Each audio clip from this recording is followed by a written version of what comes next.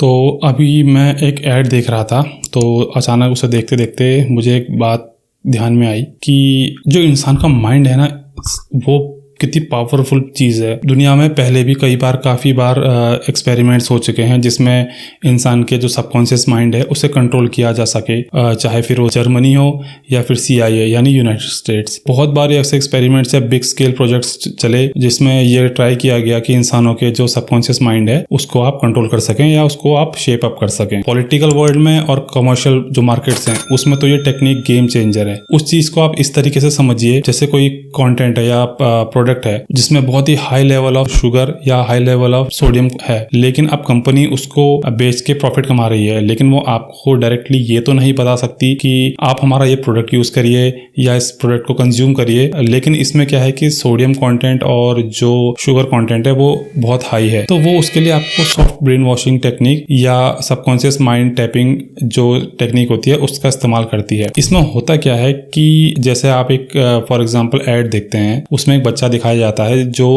दोपहर में या शाम के टाइम पे अपने घर के बाहर खेल रहा होता है और अचानक उसकी जो एनर्जी होती है वो बहुत डाउन हो जाती है, वो बहुत लो ऑन एनर्जी फील करता है। तो अचानक से उसके सामने एक सॉफ्ट ड्रिंक आती है, वो उसे पीता है और उसके बाद उसकी एनर्जी लेवल जो एकदम शूट कर जाती है। फिर वो उसके बाद फटाफट सारे काम कर लेता है, चाहे रनिंग हो, साइकिलिंग हो, क्रिकेट बैट उठा के लंबे लंबे धोनी की तरह शॉट मारना हो, सब कुछ कर लेता है। एक दूसरा एड आता है, उसमें क्या होता है कि एक बंदा होता है जो एक क्लिफ पे खड़ा होता है या एक माउंटेन पे खड़ा होता है, वहां पे वो नीचे झांकता है और गला सूख जाता है। लेकिन उस एड में उस प्रोडक्ट को जो बंदा पोर्ट्रे कर रहा होता है वो एक फिल्म स्टार है, एक वेल रिनोन्ड फेस होता है। वो कहता है आप इस सॉफ्ट ड्रिंक के 2 घूंट मारो, आपका डर सारा गायब हो जाएगा और उसके बाद आप इम्पॉसिबल से दिखने वाली चीजें भी फटाफट कर जाओगे, मतलब आप बिल्कुल एकदम भसड़ मचा दो। लेकिन वो यहाँ पे कंपनी आपसे डायरेक्ट तो नहीं कह रही है कि आप इस प्रोडक्ट को यूज करिए, बस वो उस फेस वैल्यू और उस प्रोडक्ट के साथ जो एक चेहरा लगा हुआ है, एक फेमस चेहरा लगा हुआ है, उसकी ब्रांड वैल्यू का इस्तेमाल करके आपके सबकॉन्शियस माइंड को टैप इन कर रही है या मोल्ड कर रही है कि आप भी ये प्रोडक्ट यूज करिए। यानी कि इस प्रोडक्ट को जो भी यूज करता है वो थोड़ा कूल लगता है। इससे एक बात समझ में आती है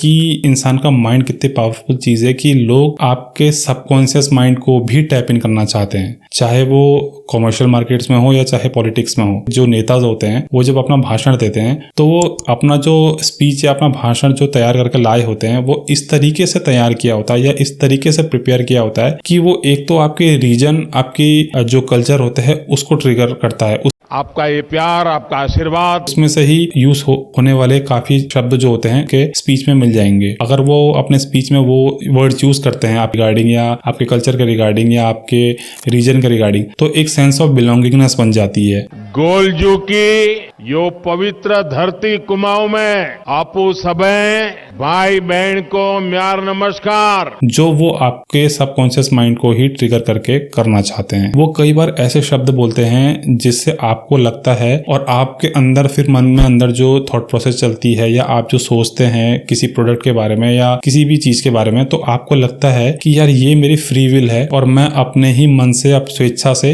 ये चीज सोच रहा हूँ।